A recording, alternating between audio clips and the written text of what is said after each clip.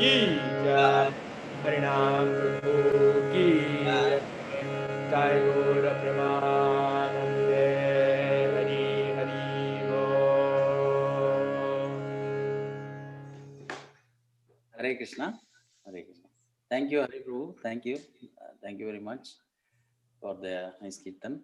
And welcome to all devotees for the ISKCON Columbus Sunday Feast program today.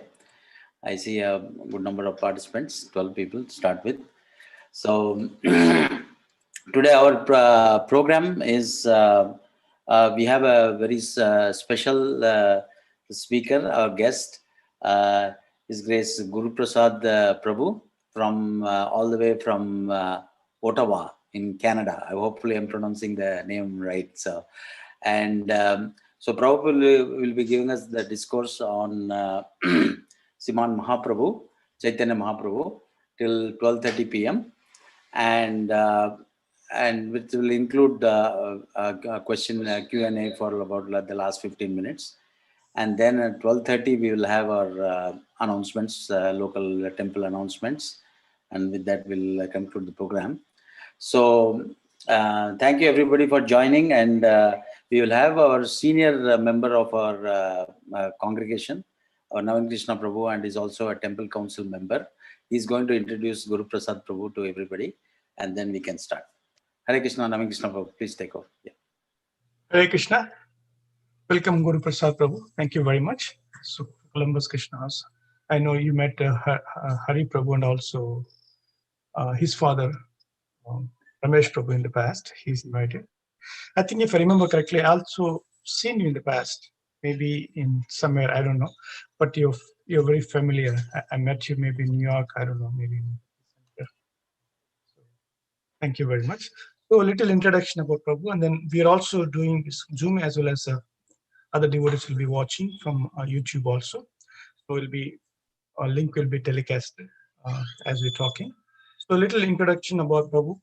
So Guruprasad Prabhu is an engineering graduate from Chennai, and then he worked in India and Germany for some time. Then he moved to Montreal, Canada in 1974.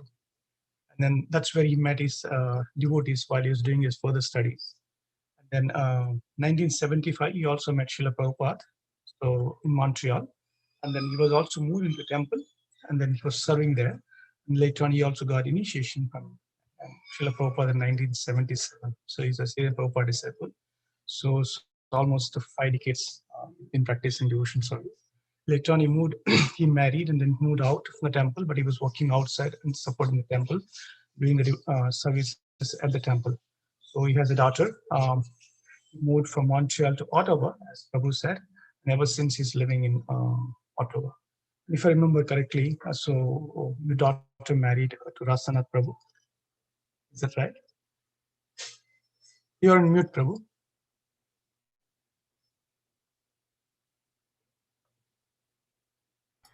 Somebody can unmute Prabhu. Yes. Yeah. Yes, thank you. Yes, you are right, Prabhu. That's a fact. Yeah, he is my good friend. He's my god brother. I mean, we know him since 99, 2000 for many, many years. So of course now I'm not in touch with him. So he's my good friend. We did a few services together. Okay. I know that. We might have met probably in Festival of Inspiration, New Vrindavan, or Sadhu Sangha retreat. Correct. So maybe Fest of Inspiration, I met you. I've been coming there since 2000. So thank you very much, Prabhu. Once again, it's a small community. Welcome to our community. And then we're also building a new temple. So it's on the way. And then welcome. Please take over from here. Let's give a big round of applause to Prabhupada, disciple, His Grace Guruprasad Prabhu ki jai. Yeah, thank you very much. My humble obeisance to all the assembled devotees. Vanchakalpatarubhyascha kripasindhubhyevacha patitanam pavanebhyo vaishnavebhyo namo namaha. I'm very glad to be here with you today. And I think it's a great fortune for me in your association talk about Sri Chaitanya Mahaprabhu, whose appearance day is coming up. Gaur Purnima is coming up just in 2 weeks. So I'm very happy to have this opportunity to reflect a little bit upon Sriman Mahaprabhu, who actually he is, what the Shastras say about him and why he appeared. and what his teachings are. These are all very significant points for us to remember to glorify Srimad Mahaprabhu. So I hope to read out a few also authentic texts and the translation as part of the talk. I may also have time that can talk a little bit about some of his wonderful pastimes, exchanges with dear devotees, and maybe try to fit in one song. Let's see how the talk progresses from here on. See Chaitanya Mahaprabhu, who is he? According to Vedic scriptures, many Puranas, Mahabharata, and Srimad Bhagavatam, is Chaitanya Mahaprabhu is none other than Krishna himself, the Supreme Personality of Godhead. He appeared for many reasons.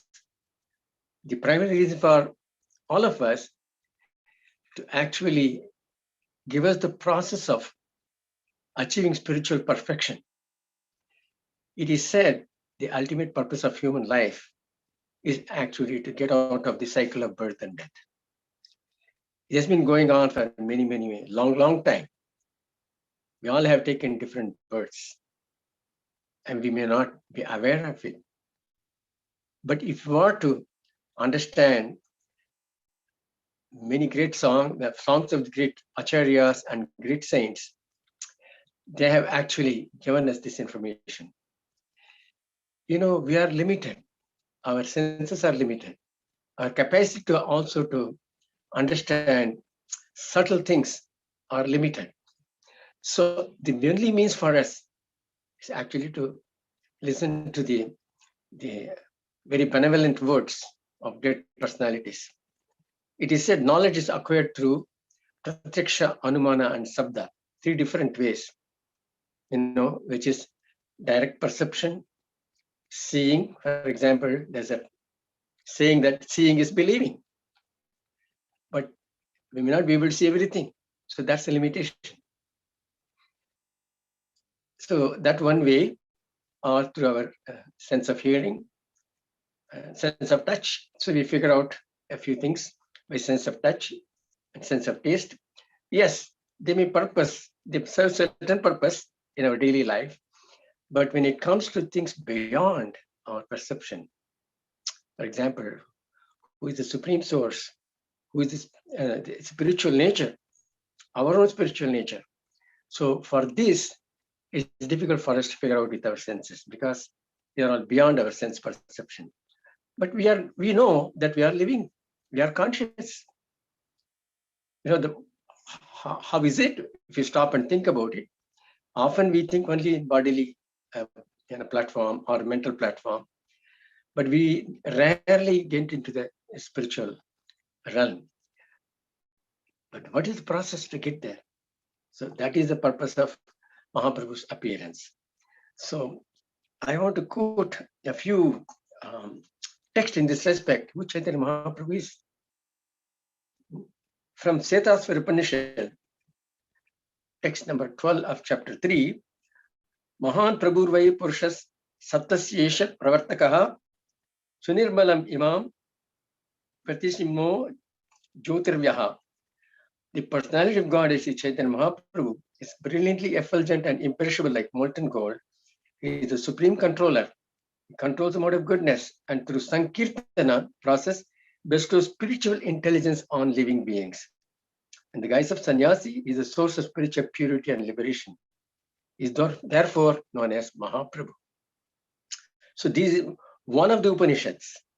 Again, in one of the Puranas, in Vayu Purana, it is said, Kalo Sankirtanarambi Bhavishyami Sachisutaha. In the age of Kali, when the Sankirtana movement is inaugurated, I shall descend as the son of Sachidevi. There is also reference about who he is in the Chaitanya Charitamrita. I would request Ramesh Prabhu to display the 2 texts from Madhya Leela. Yes, Prabhu. Madhya Leela 6, 253 and 254. So the section 253, it says, Vairagya Vidya Nijabhakti Yoga Siksharthameka Purusha Puranaha Sri Krishna Chaitanya Shariradhari Kripabudhir Yas Tamaham Prapadhi. Let me take shelter of the Supreme Personality of Godhead, Sri Krishna, who has descended in the form of Sri Chaitanya Mahaprabhu to teach us real knowledge, is devotional service and detachment from whatever that does not foster Krishna consciousness. He has descended because he is the notion of transcendental mercy. Let me surrender onto his lotus feet. The next sloka says,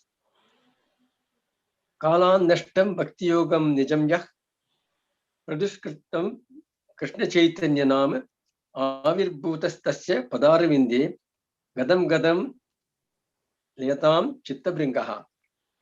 Let my consciousness, which is like a honeybee, take shelter of the lotus feet of the Supreme Personality of Godhead, who has just now appeared as the Krishna Chaitanya Mahaprabhu to teach the ancient system of devotional service to himself. The system had almost been lost due to the influence of time. One may question, this is after all a person who recently 500 years ago, 550 years ago, who lived. But this is not actually a Purana or Upanishad. Some people who are familiar with this, they may raise the question, so why we should take his word? If you know who Sarvabhauma Bhattacharya, the answer will be very clear to you. He is a contemporary of Sri Chaitanya Mahaprabhu, and he was the greatest scholar of the time. So much so, the king of Orissa, Prataparudra, actually considered him a very close associate. In fact, Mahaprabhu stayed in his house, and Mahaprabhu was his guest for a number of days, and eventually they became very close friends. So he's not an ordinary person. He's very well learned. He knows all the Shastras. In fact, he even, without knowing Mahaprabhu's glories earlier, he offered to teach something to Mahaprabhu. So Mahaprabhu, of course, stayed, and he was just listening without his opening his mouth. And after many days, Bhattacharya was surprised because Mahaprabhu was not asking any question or any clarification. Then he finally asked, I've been talking to you for days on, but you're not responding to anything. Then Mahaprabhu opened his mouth and he clarified all the misconception, this great personality had. Because it is said, the transcendental knowledge, but many people go only up to the stage of impersonal Brahman. As in Srimad Bhagavatam, we find this sloka. Vadanti tatvidam tattam yajnanam advayam brahmeti paramatmeti bhagavan iti sabjate. So the supreme absolute truth is realized in three different stages. One stage is Brahman, all pervading aspect of the supreme. That is also the impersonal Brahman. Then he also is known as the Paramatma, the eternal servant. It's a true friend of each living entity because he accompanies the living entity through all various different births the living entity happened to take. So he's always waiting for the individual soul to turn to him for guidance. So he's our Paramatma, he's witnessing all the activities we go through. We understand all of our feelings and emotion. The next final stage, of course, is Bhagavan, the Supreme Personality of Godhead. So the impersonalist could reach only up to the platform of Brahman.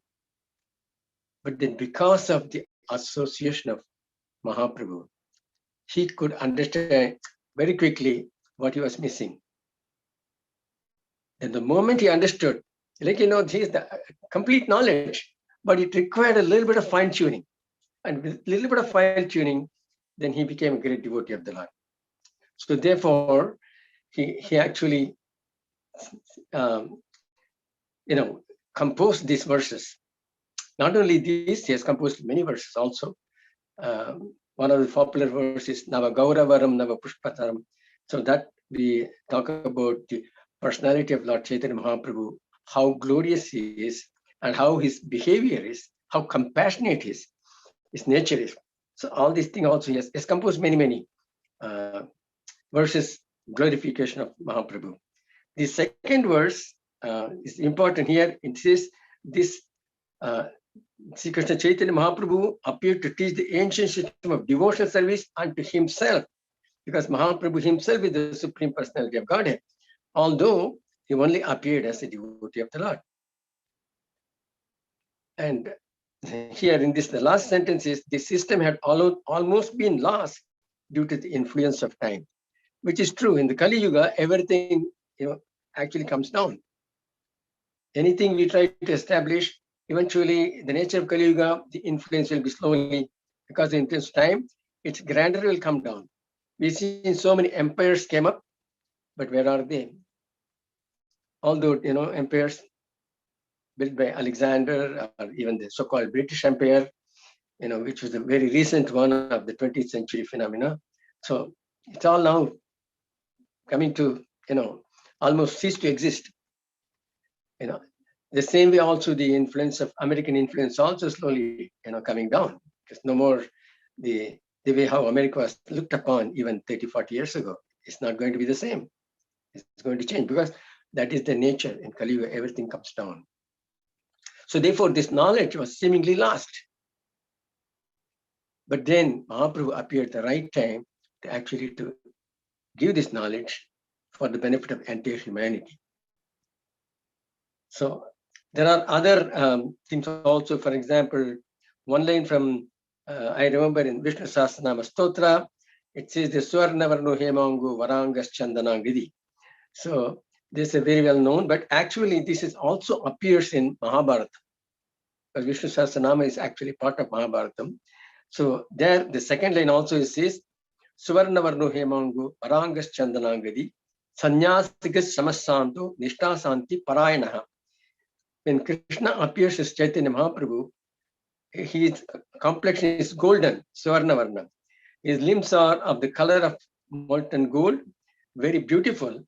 Varanga means beautiful limbs, and is decorated with sandalwood pulp, Chandanangadi. He accepts sannyasa ashram and shows equanimity. He is peaceful. His mind is always fixed on Krishna, and thus he is a nishta. He is fixed in performing the great sacrifice of chanting the holy name of Krishna. He silences the non-devotees and impersonalists who are opposed to the service of the Lord by promoting the cause of devotion. We know how he also conquered not only Sarvabhauma Bhattacharya, also in Varanasi. So the great sannyasi, I'm trying to remember his name. You might remember his name. So the great sannyasi, along with so many disciples. Prakashananda Saraswati? Yes, Prakashananda Saraswati, exactly. So him, along with so many other of his followers, just by his simple behavior, he actually taught us this, Amanina Madinene Kirtane Sadahari, that one should be very tolerant and very humble and tolerant, and give respect to all others, and expecting no respect for himself.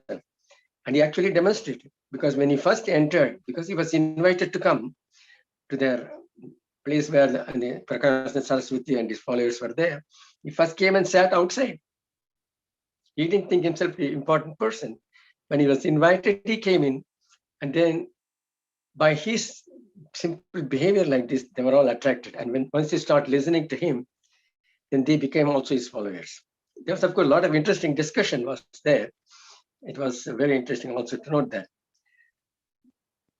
And we know this also, this sloka very well. Namo Mahavadanyaya Krishna Prema Pradayate Krishnaya Krishna Chaitanya Namine Gorittusya Namaha. So the translation is, oh, most munificent incarnation, you are Krishna himself, appearing as Krishna Chaitanya Mahaprabhu.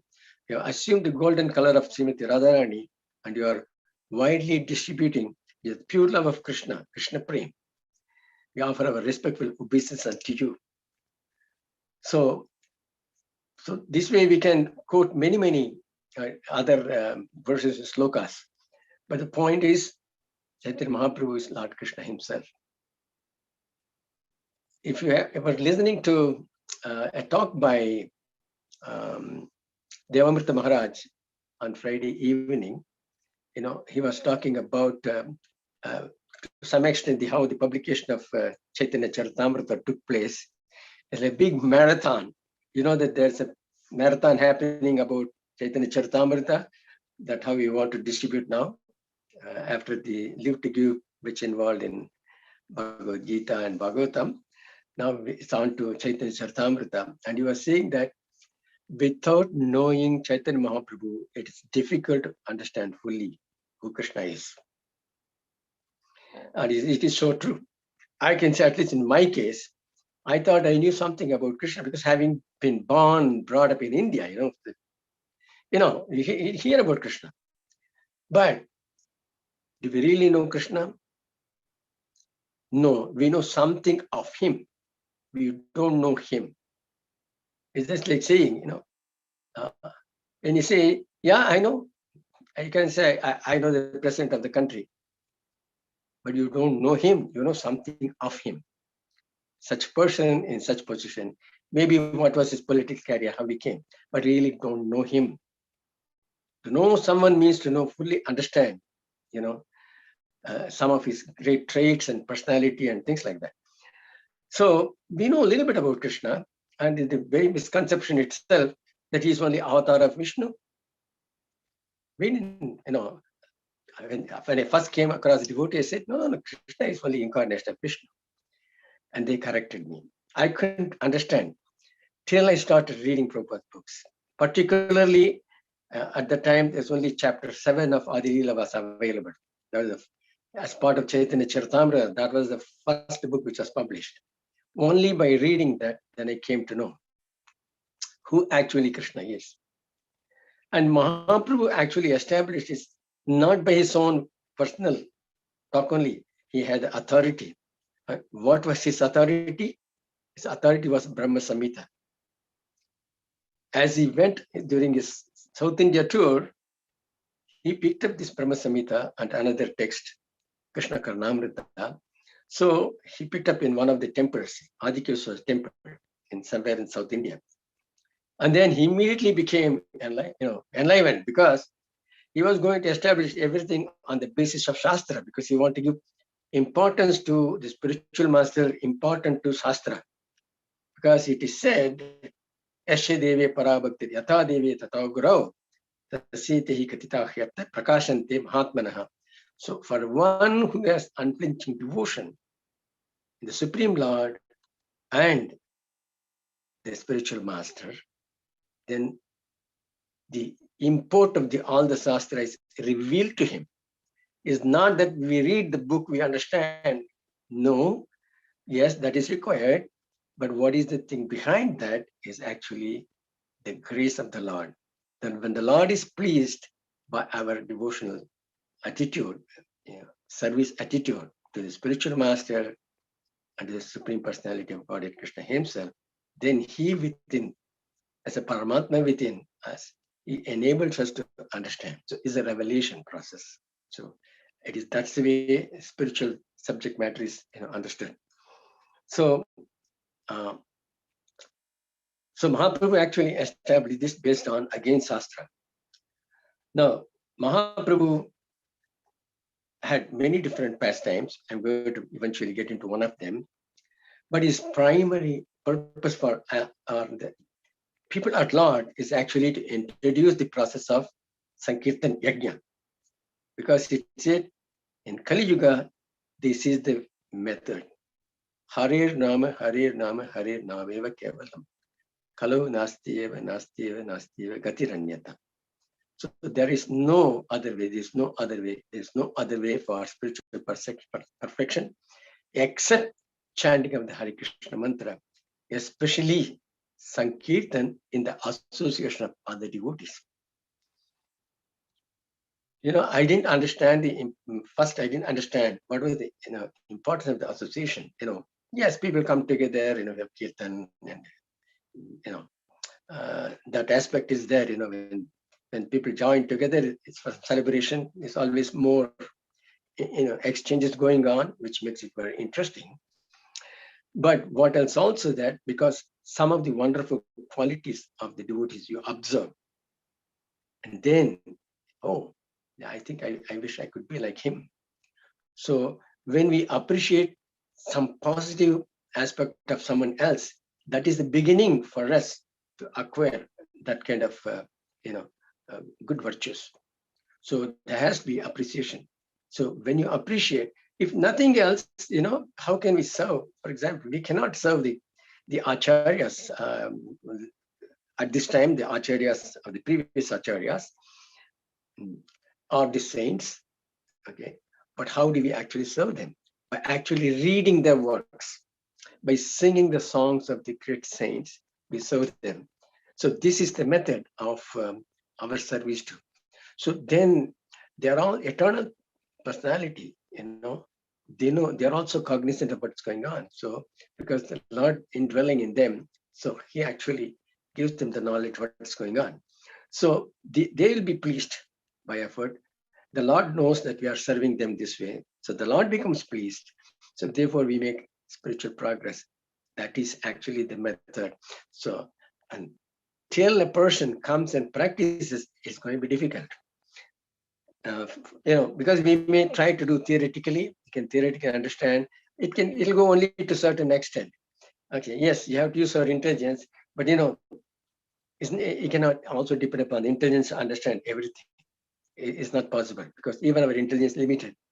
So one of the important things is to know, when whoever is using an instrument, he should first know what is the instrument is capable of. Okay, there are limitations for the instrument themselves. The instrument cannot do everything for you. If you're using a simple telescope, bought in a store, you can use it only for a certain range. But astronomers who are studying different galaxies, they are using different kind of telescope, right?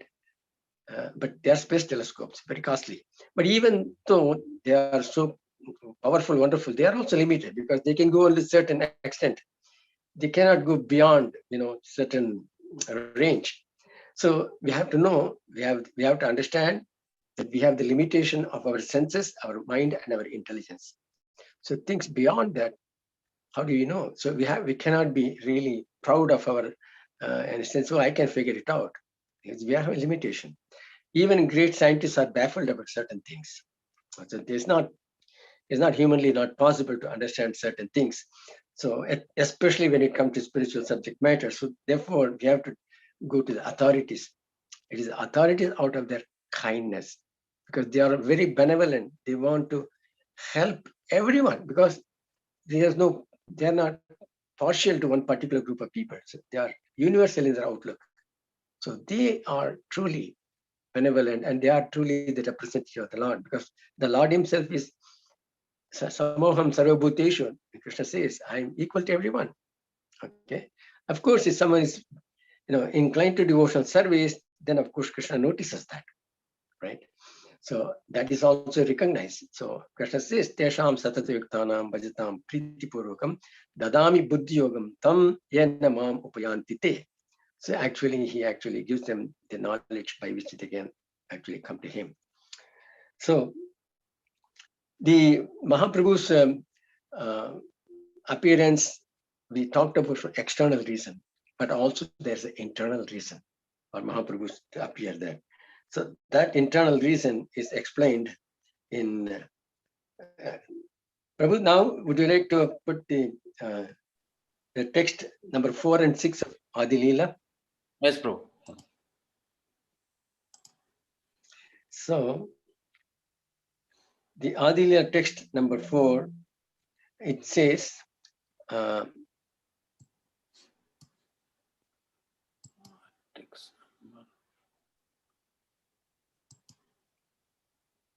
Yes, Prabhu. yeah, Anarpita Charim Chirat Karunaya Avatishna Kalau Samarpayitum Unnato Jalarasam Sabhakti Sriyam Hari Purata Sundar Dvitikadamba Sandipita Sada Hriday Kandare Sparutu was Sachinandanaha. The meaning of it, may that Lord who is known as the son of Srimati Sachidevi be transcendently situated in the innermost core of your heart, resplendent with the radiance of molten gold. He has descended in the age of Kali by his causeless mercy to bestow what no incarnation has ever offered before, the most elevated mellow of devotional service, the mellow of conjugal love. And I'm going to talk the other verse also, and then we can discuss a little bit more on this. Text number 6 says,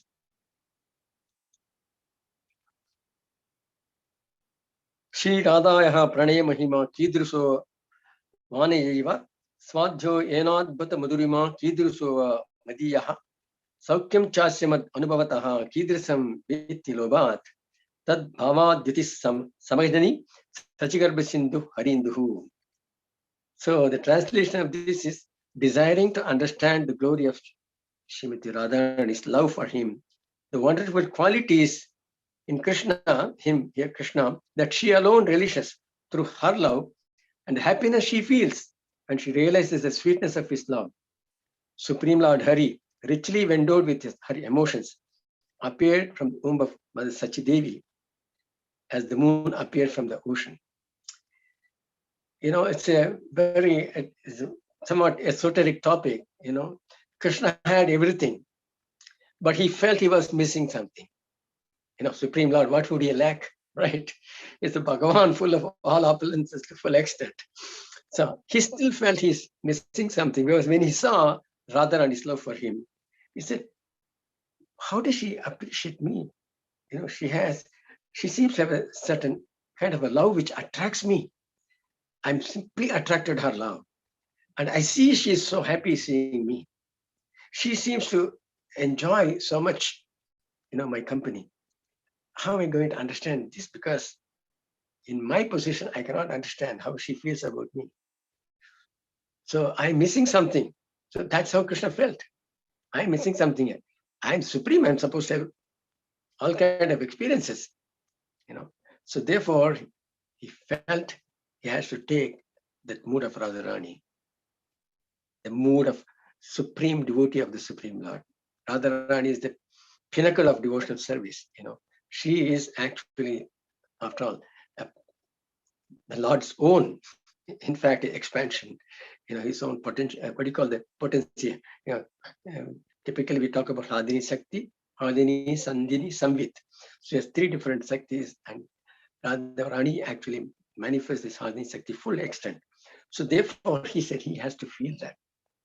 So there are other related incidents also. It's not the only thing. All this culminated in Mahaprabhu appearing, you know, Krishna appearing as Mahaprabhu, you know, in this particular incarnation. So Radharani, that is why we also pray to Radharani, because Prabhupada says you can approach easily to Krishna. You can pray to Krishna, but if you pray to Radharani, and if Radharani puts you in front of Krishna, Krishna cannot, you know, deny you. He has to accept. You know, Radharani typically says, Krishna, you don't do this devotee. He's so good. He's better than me. That's how she pushes, you know, the devotee to come closer to Krishna. So that is her, you know, this wonderful nature. So therefore, he also accepted this mood of Radharani. So that is the internal reason. So Mahaprabhu, when the Lord does something, you know, he fulfills simultaneously so many different purposes at the same time. So this is the internal. There are other also, one can get into the details of it, okay, which is, you know, is a separate topic by itself. But we can see that he appeared primarily for one internal reason and one external reason.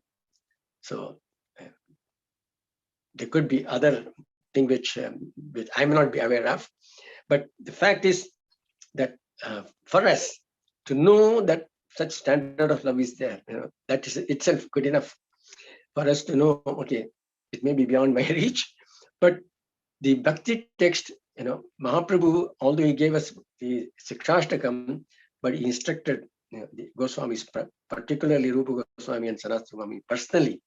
So he actually imparted to them some of the very fundamental knowledge unto them. So he empowered them to write different books.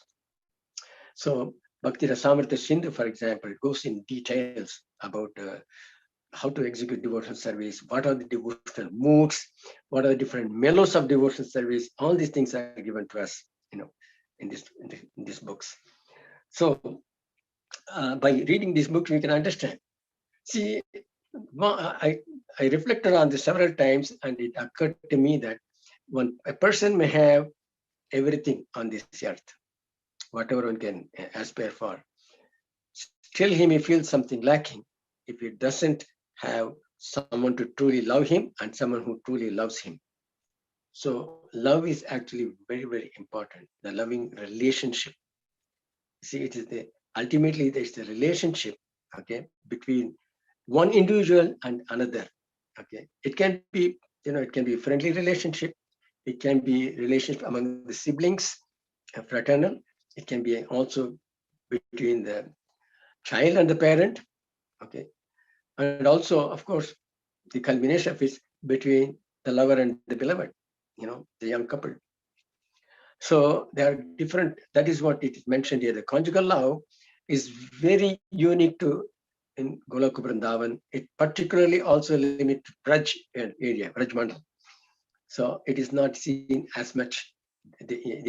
That completeness of that conjugal love is manifested only in Goloka. That is why the pastimes of Krishna with gopis and gopalas and elderly gopis is so wonderful, because all these kinds of loving relationship is eternally there.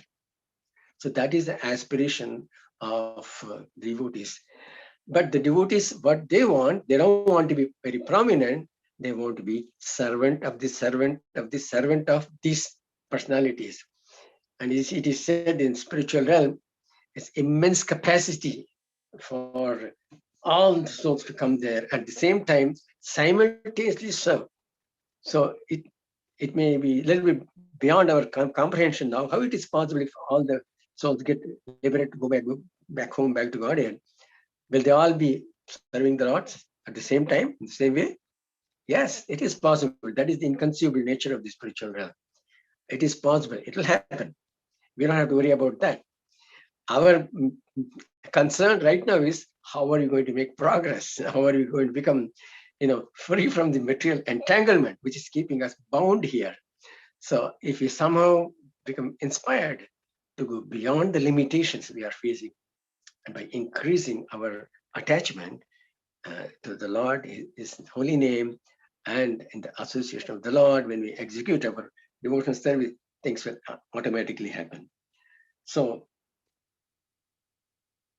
I want also to talk a little bit about how are you doing for the time, Prabhu? You're good, Prabhu. I think, another, it's 12:10. So, another 24 minutes. So, okay, very good. So I think in these exchanges, I'm talking about one particular instance I always relished. You might know that when Mahaprabhu, he became sannyasi at the age of 24, he sacrificed many things for the purpose of Sankirtan Yajna. But before that, as he was an Nimai Pandit, because he is, Supreme Lord himself. So learning is only a pretext for him. He learned everything so fast. So he became so proficient that he started a school of grammar by his own. And even his own spiritual, his own teacher in the school, Gangadas Pandit, admired him, and eventually he became also the Lord's, devotee and associate. So, but that age, the age of between 10 and 18, whatever, before he got married, Mahaprabhu like a free bird, like he was doing all kinds of things because he had such wonderful exchange with everybody. And he was very fond of teasing people. You see, teasing is not something which is as something superficially it may look simple, but no, there's a deep love is involved. So it's teasing. You can't go on newcomer person whom you don't know. You can't attempt to do that, right? So the teasing is possible only when that kind of love is there. So Mahaprabhu used to go. As Nimai Pandit used to go around the neighborhood, as in the village those days, Here the potters are here, weavers are here, and people who make incense, who actually sell chandan. They're all in, different part of either the street or the neighborhood. So he will go around and he will kind of haggle. He will go to the weavers and he will say, I want to get some nice cloth. And then when they say, oh no, why didn't you give me? Because I am a Brahmin, so you should give me a discount. So you like this, you will argue and get things like that. And because he's so charming, although they will be also pleased, and it's okay, all right, you can take it. Like that. But he used to come to this particular person who was selling only banana leaves, banana cups, and sometimes banana, that flour, it is used for cooking, right? So his name is Sridhara. So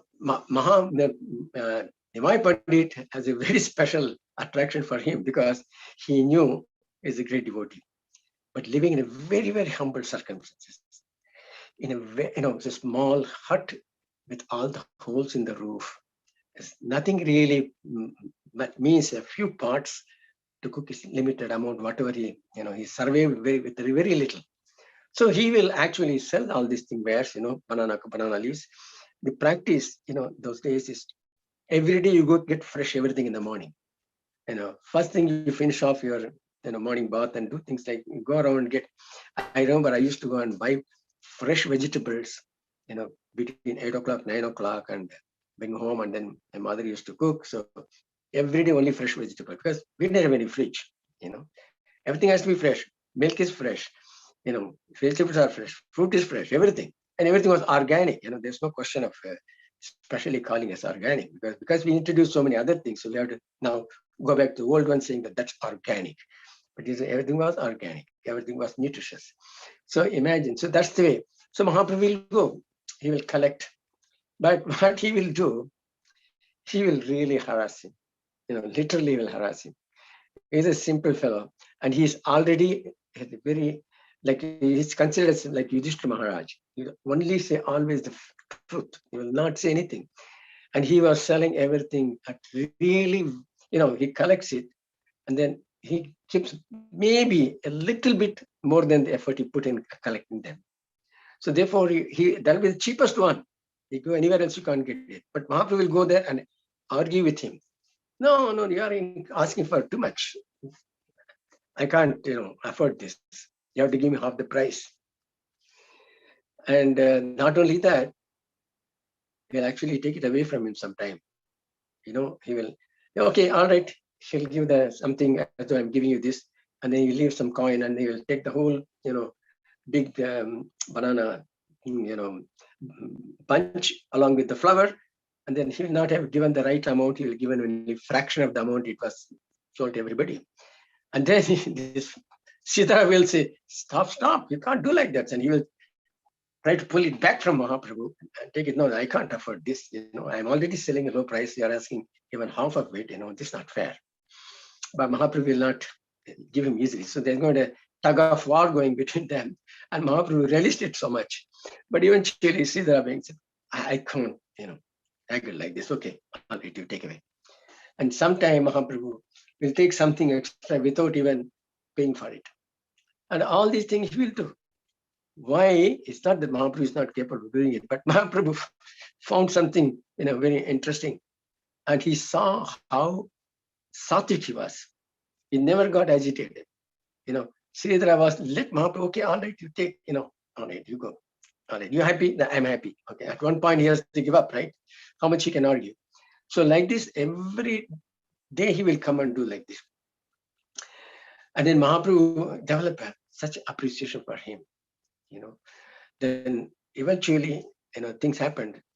After Mahaprabhu cannot but go and visit him every day. And he also will feel if Mahaprabhu doesn't come, he will feel he was missing something, because he appreciated him as a well-learned, young, intelligent Brahmin. He didn't know who Mahaprabhu was.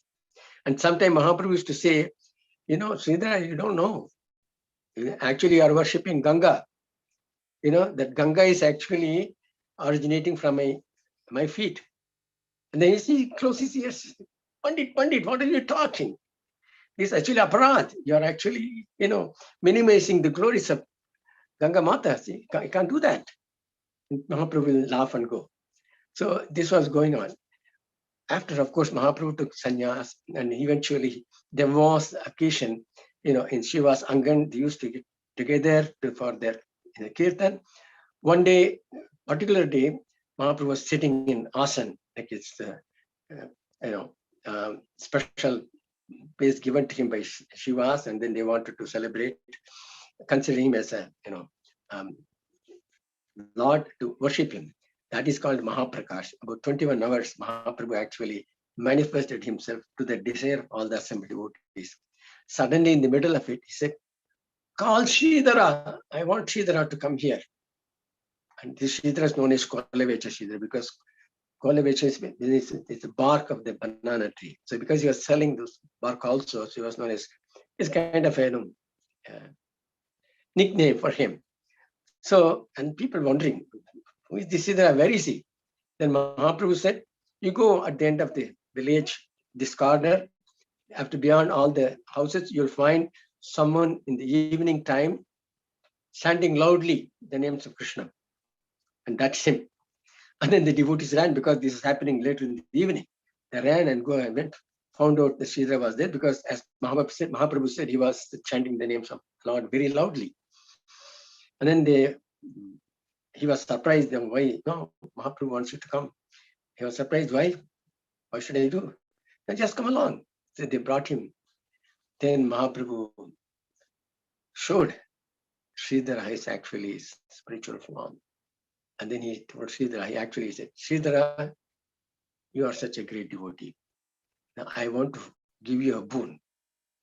Please ask whatever you have in your mind. And he was startled. I said, because he was not doing anything in expectation. He was doing all these services, either to Ganga Mata or to Mahaprabhu. He said, no, I have no desire. I don't want anything. Mahaprabhu said, no, you must. This is the time I'm bestowing boons on all the devotees. Everyone is getting, you should also get something. Because he insisted so much. I can give you Ashtasiddhis if you want. I can make you the richest person here. That Sridhara wouldn't have nothing of it. Because Mahaprabhu insisted so much, he said, let me have every birth, every existence, let me always think of you. Let me be your servant. And then Mahaprabhu would not be satisfied with that. No, something you should ask. He said, all right, I want you to come in every of my birth. This Brahmin coming and haggling for my prices, and let me go back to that and let it happen again and again and again. Because that young boy whom I relish so much seeing, and let him come and reenact this same pastime. So such a simple film. So Mahaprabhu actually showed that Sridhara was such a wonderful devotee that he has no personal ambition. He's fully into serving the Lord.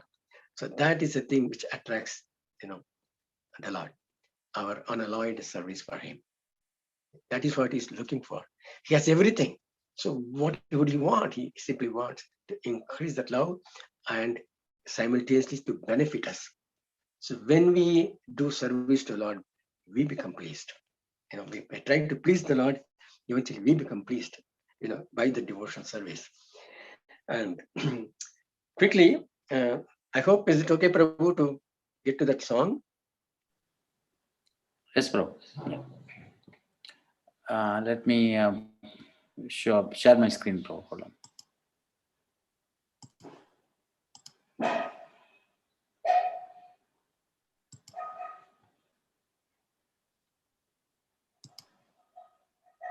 This is a wonderful song by Srila Narottam Das Thakur. And the glories of Narottam Das Thakur are unlimited, actually. And there is a book written by Sitala Devi. She is the wife of the devotee who served Hari Sauri, who served Prabhupada's personal servant, his good wife, and she spent many years to searching, and then she wrote a book about the pastimes of Narottam Das Thakur. It's a wonderful book. If you can get hold of it, please read that. And this is a song by Narottam Das Thakur, where I'm going to just read it, and I'm not going to sing it now. It says, Gauranga Bolite Habe Pulaka Sharira Hari Hari bolite, nayane bhabe nira, or kabe nitai chan, karuna hoibe, samsara vasana mora, kabe chitta, tuchahabe, Vishaya chariya kabe, sudahabe mana, kabe hama herabo, Sri Brindavana, Rukana, Ruparabu nata pade, hoibe akuti, kabe hama bujibo, se yukala piriti. Rupara gunata pade rahu mora asa, Pratana kori sada naruttamo dasa. So he says, when will that opportune moment come to us? When there will be shivering of the body as soon as you chant Lord Gauranga's name. While chanting Hare Krishna, when will there be tears in the eyes? When will I obtain the mercy of Lord Nityananda Chandra? When by his mercy will the desire for material enjoyment become very insignificant? When the mind is completely purified, being free from material anxieties and desires, then I shall be able to understand Vrindavana and the conjugal love of Radha and Krishna. And then my spiritual life will be successful. When shall I be very much eager to study the books left by the 6 Goswamis, headed by Srila Rupa Goswami and Srila Raghunatha Dasa Goswami. By their instruction, I shall be able to properly understand the loving affairs of Radha and Krishna. My only aspiration is to attain the lotus feet of the 6 Goswamis, headed by Srila Rupa Goswami and Srila Raghunatha Dasa Goswami. Narottama Das constantly prays to attain their lotus feet. You know, this song, I went through it very quickly, but if you reflect on this, you know, how much Narottama Das Thakur should have relished the devotional process as enunciated by Mahaprabhu. So the songs of the Acharyas actually can reveal many, many things to us. So when we take time and reflect, I was particularly very fond of listening to this song sung by Srila Prabhupada himself. And he will explain the purport. He'll give the purport for that. It's amazing. If you can listen to it, you'll really feel, you know, this. It'll take you to a different realm, actually. Of, you know, it'll actually increase our desire to, you know, to chant purely. So the more often we listen to things, listen to the Acharya songs, so that is having that association, you know, having their association through their Vani, right? So their love, their you know, the feelings are poured in their words. It just, you know, it just comes forth like that. They don't sit and compose songs. No, the songs kind of like outpouring of their feelings. It just comes out. So, and that is the nature of the song. So if you can spend some time reading and relishing this, it will be a great help for us in our own devotional service. So I would like to conclude here saying, again, thank you for the opportunity. You know what? I completely miss saying the prayers. I got so caught up, you know, talking about Mahaprabhu. Now I realized in the midway, I said, what am I doing? What happened? I'm supposed to sing Jai Radha Madhav and a few other prayers. But, you know, before starting, of course, I had you know, made some prayers, including Radha Madan Mohan, because I was in Montreal. So one of the first deities I saw in ISKCON is Radha Madan Mohan. So the Jayatam Sarato Kumgor Mandamatir Gati Matsara Sapadam Shri Radha Madan Mohan. I said, Radha Madan Mohan said, you help me. You know, I'm supposed to talk about Mahaprabhu. I don't know what I'm going to talk. You know, in spite of my preparation, I'm not able to convey, you know, fully what you know, it's actually supposed to mean, right? So anyway, I made the prayer before getting in. So sorry about it. Somebody was waiting for that. I get into that. Anyway, what else is, yeah, thanks again for the opportunity. You know, one thing I want to actually share, we are very, very fortunate to have come across ISKCON. Prabhupada said there will be, you know, an institution will have limitation because everything in the material world is, you know, some faults will be there. But we should not look at the faults. We should look at what is positive about the organization. And if we can do, actually it is said as a common saying, I picked up in North America after coming here. Are you going to be part of the solution or are you going to be part of the problem? So if we can remember that, Prabhupada says, stay on. ISKCON is my body. Be in ISKCON and try to contribute how to make ISKCON better. I mean, it is like the whole city can become very clean and nice, and each household and neighborhood is properly taken care of by that locally, that person. So in each playhouse, they make sure that they don't throw the garbage outside. They put the garbage properly in place, and then they dispose it off. And the whole neighborhood will be clean. So if each of us contribute our best to ISKCON, and by also working with other devotees, whichever congregation we belong to, there will be change. Because the intention will make things happen. Thanks again. I probably went over time, and I also have a tendency to go too fast. So no, bro. Thank you so much. Very enlightening of the Mahaprabhu. It's a very this thing. And yeah, you are definitely on time. There's no problem on time. So I just wanted to check if any of our devotees have any questions or if they have any comments. I think Ramjit Prabhu has raised his hand. Please go ahead, Prabhu. Hare Krishna, Guruprasad Prabhu, please accept my humble obeisances. All glories to Srila Prabhupada.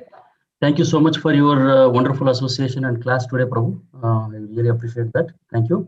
Prabhu, this is not related to the class itself, the question, but I wanted to ask, could you please share how you met Srila Prabhupada and where and that past time? I came to Canada in 1974. So, and I started doing my courses at the university, and then they had the lunch program. The devotee used to come and serve lunch. So I met the devotees at the lunch program. I tasted prasad when I was a bachelor, and looking for a nice prasadam. So when I got, and I became curious, and then I have heard about Hare Krishnas, even while in India. So in fact, I read in one of the newspaper, without even knowing Hare Krishna, this is the last small 2-line, 3-line paragraphs. Is it? In America, the devotees have created, Hare Krishna devotees have created a place called New Vrindavan. Well, coming from India, I know a little bit about Vrindavan. I said, well, that's a good idea. And Americans are now thinking of India because they have New England, New Orleans, many new, kind of places there. Why not New Vrindavan? So I said, well, that seems right to me. So I didn't know that I'm going to go to New Vrindavan one day. At that time, I was not even thinking that I was going to go abroad. So anyway, so when I came, met the devotees, and then started going to the temple. I lived during my young days, I lived in the neighborhood of a Krishna temple. So going to the Krishna temple, Krishna was my first deity anyway, because by the age of 4 or 5, you start remembering things, you comprehend, you can go back. And so I do remember I've gone very first time is actually to this Krishna temple. In fact, the locality itself is Venugopal. Like Venugopal is the name of the deity. So that area is known as Gopalapuram. So I grew up in that area. So I like going to the temple because I used to participate, in the festival. It's very fun. In Krishna temple, will always be some festivals to be there. So you can't miss it, right? So go there. Of course, as kids, we always interested in prasadam and some good time. So all the kids will come. So I thought when a Krishna temple is there, okay, let me go. So I was invited to go. I went there. So, and they didn't have Krishna, of course, there. They only Gaunitai. Oh. This way back in Montreal, they had only Gaunitai. This was 1974. In 1975, after Prabhupada came for a visit, very short visit, and then they installed, at that time they installed actually Radha Madan Mohan, our small deities, which we take, what you call the devotees we take out of the altar for Abhishek and things like that. In South India, it's called Utsava Vigraha. It's Mula Vigraha and Utsava Vigraha. So it was the Utsava Vigraha. The Mula Vigraha eventually also manifested Radha Manohar, Shishya Radha Manohar. That happened in 1977. In 1975, they had it. So I met Prabhupada at that time. I had a good Bengali friend. So he told me that Prabhupada is going to come to Montreal. I see, okay, I was eager to see. And then Prabhupada came 2 days earlier. I didn't know that because my friend called me one day just around lunchtime. He said, hey, Prabhupada is already here. I said, you said you're going to come on Friday or something. You're only Wednesday. What is it talking about? He said, no, Prabhupada is already. You just come if you want to see him. So at lunchtime, I told my superior, I said, I'm going to take off. Maybe I may not come in the afternoon. So I just went to the temple. So the Prabhupada had come because many things happened during that time. Emergency was declared in India under Indira Gandhi's rule. So the Prabhupada's visit happened to be cut short. He was supposed to stay in Toronto for 3 or 4 days and come to Montreal and stay overnight, and the following day was supposed to go. He cut short visit to Toronto. He told him the next year I'll come and spend the whole week. And then he came to Ottawa, the Montreal. He stayed there for hardly 6 hours. And the same evening he left. So that's the time I met with Prabhupada. Of course, 76, I went to Toronto when Prabhupada was in Toronto. So the whole week I spent there. And eventually when I knew that Prabhupada was going to New Vrindavan, I said, okay, I think I should perhaps go. So I went in the same flight so that I could get a ride from Pittsburgh to the New Vrindavan, because along with the devotees, I was able to go to New Vrindavan. I spent about a week in New Vrindavan also in 1976. So that's my association with Srila Prabhupada. Thank you, Prabhu. Thank you, Prabhu. I think Hari raised your hand. Very there. Yeah. Hari? Yeah.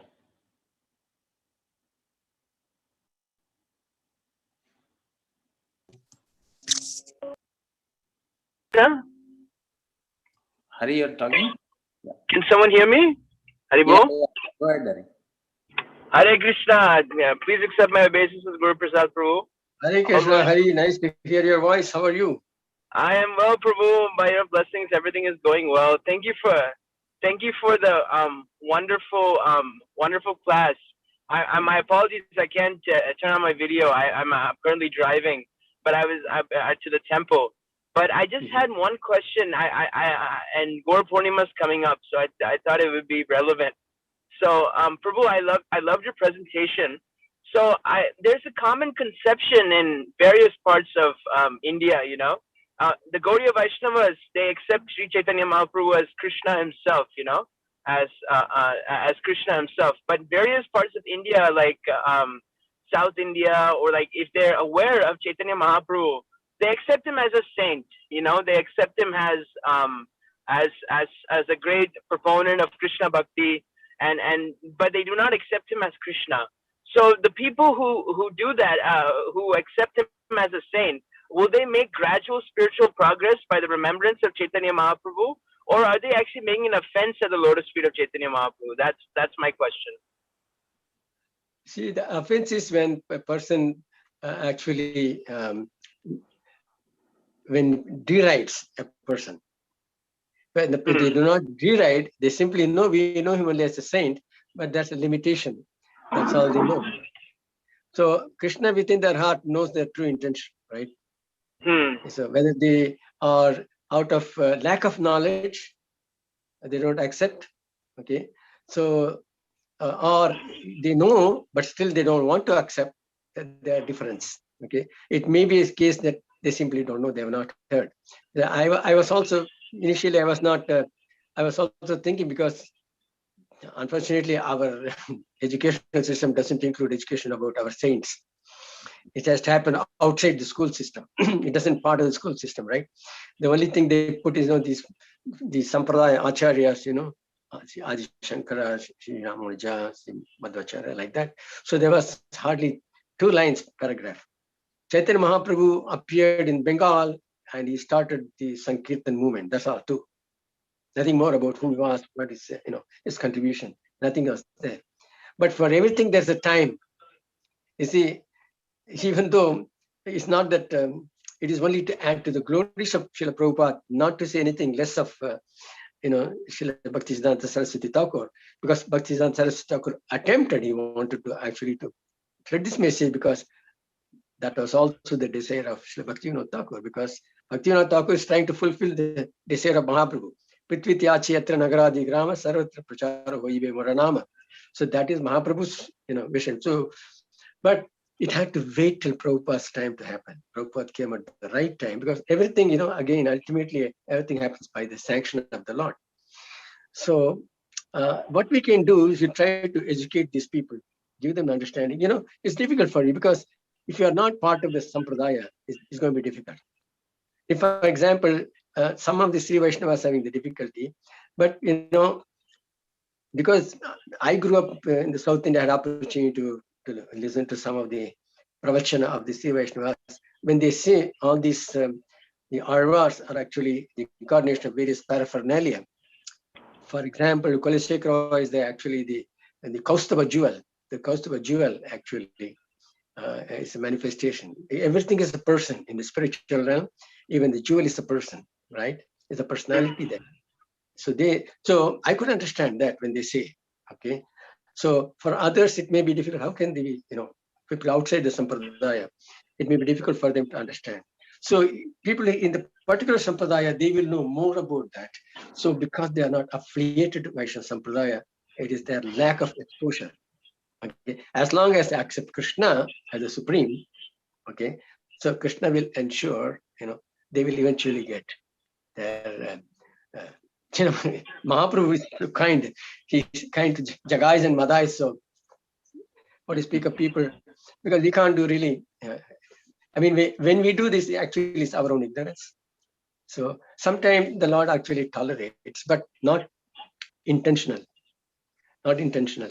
So unintentionally, we say something not appropriate. Because again, the Lord knows, what's going on in our heart. So what we can do, we can try to say, actually, if you read, if you actually come and listen, you will see. It may be possible for you to understand. See, many people, including me, I was thinking there's only one Brahma, right? Because we don't hear about multiple Brahmas. But later on, when we read, in some of Prabhupada's books, you'll see that when Brahmaji appears and Krishna asks, which Brahma is that? Maybe only Chaturmukha Brahma went there. And when we came and the question was asked, he said, are the other Brahmas?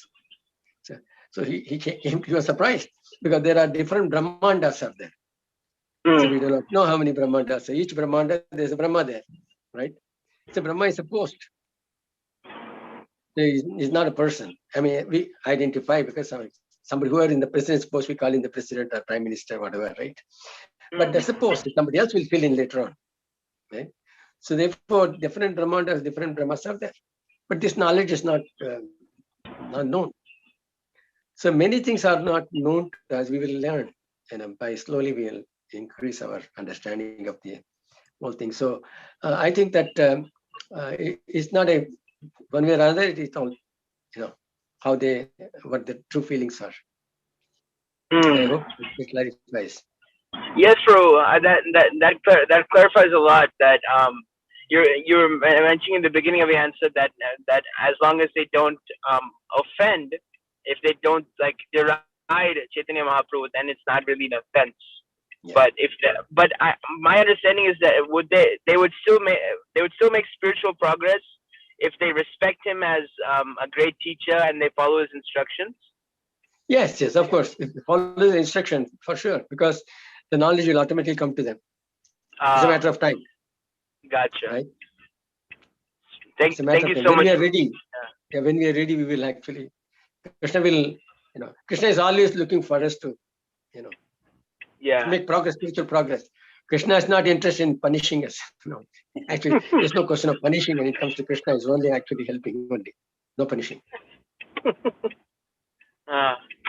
If he chooses as a part of his pastime, of course he will punish the demons. But again, it is pastime. Yeah. Thank you so much, Prabhuji, for the answer. I hope to see you soon. Yeah, please, we'll keep in touch anyway. Okay. Hang on.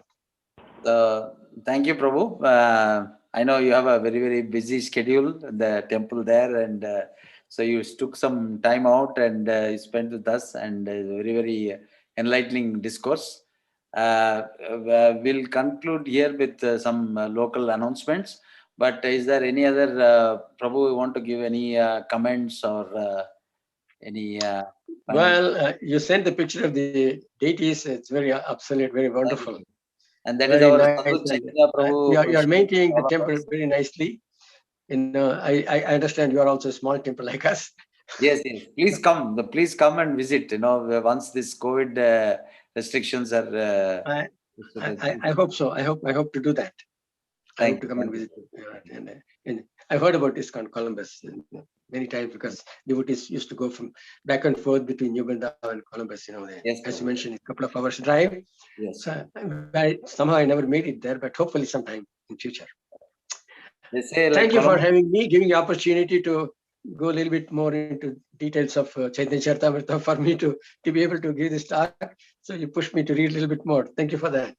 Thank you, Prabhu. Thank you so much, Prabhu. So Srila Prabhupada ki jai. Jai. Gaurpur Mahotsav ki jai is coming up. I know it's going to be only online. Like we are doing it only online. We are limited to have probably, maybe I think there's a fraction of, again, the local regulation, a fraction of the capacity of the hall. People can come. So I think we can accommodate about 10 or 12 people for the Gaur Purnima. But, we are all hoping that things will improve and then, hopefully that we are able to visit each other location and then see the deities, have darshan of the deities and have some association of devotees. Hopefully it'll happen later this year. Hare Krishna, thanks again. Hare Krishna. Gaur Preman, Hari Bol. Hari Bol. Thank you, devotees. There's a couple of announcements, quick announcements. So the next Ekadasi is on 3/24, just before Gaur Purnima, which is coming on Sunday. So 3/24 is a Wednesday. So if any of the devotees wants to do Kirtan, please contact me. And we have it like 6 p.m. to 9 p.m. on Facebook. And the main, the biggest festival of the year is on Sunday, the 28th. And a detailed email will be coming out soon. And we have a whole day of festivities with the Sunday feast at 11:30, and then followed by, there is an evening special discourse at 6:30 p.m. And definitely the Abhishekam also will be done at 6 p.m. And that all of this will be online on YouTube and Zoom. And definitely the temple is also open for darshan. So without congregating, if you want to come and take darshan on that day, please feel free to come and join us. And do I have Sadhguru Chaitanya Prabhu on the call? Prabhu, you wanted to make any further announcement on the festival? Nothing, Prabhu. I think you've covered everything. Okay, Prabhu. Prabhu, actually, may I say something about the festival? There's the BBT, actually, they had a really great program this morning with Rameshwar Prabhu about printing the Chaitanya Charitamrita. So because it's festival time, we're making a big effort on distributing as many Chaitanya Charitamrita sets as possible. So if anybody would like a Chaitanya Charitamrita set, or if you cannot take the whole set, we have a book, Teachings of Lord Chaitanya. If anybody would like that, please contact the organizers and they can get you in contact with the right people. Hare Krishna. Hare Krishna. Thank you, Prabhu. Yes, it was a very, very enlightening this thing, and there should be a recording on YouTube. So please listen. And also, I wanted to thank all the devotees. Last couple of Saturdays, we have been having a very amazing satsang with His Grace Arjun Shaka Prabhu. Thank you, Ramchit Prabhu, for getting us that opportunity. And those YouTube videos are also available. Please listen, and it really talks about Mahaprabhu's pastimes in really great detail. And it is one of the very nice classes I've attended. So any other announcements, Alak Prabhu or anybody on book distribution? If anybody wants to share, please. Nothing from my side, Prabhu. Thank you, Prabhu. Okay. This, then we'll close this Sunday feast today with Vaishnava Pranam. So you can open this thing. Pancha kalpatarubhescha Kripa sindhubhya evacha patitanam Vaishnavibhyo namo namah. Namo namaha. Ananta Koti Vaishnava Vrindaki. Jai. Jai. Hare Krishna. Hare Krishna.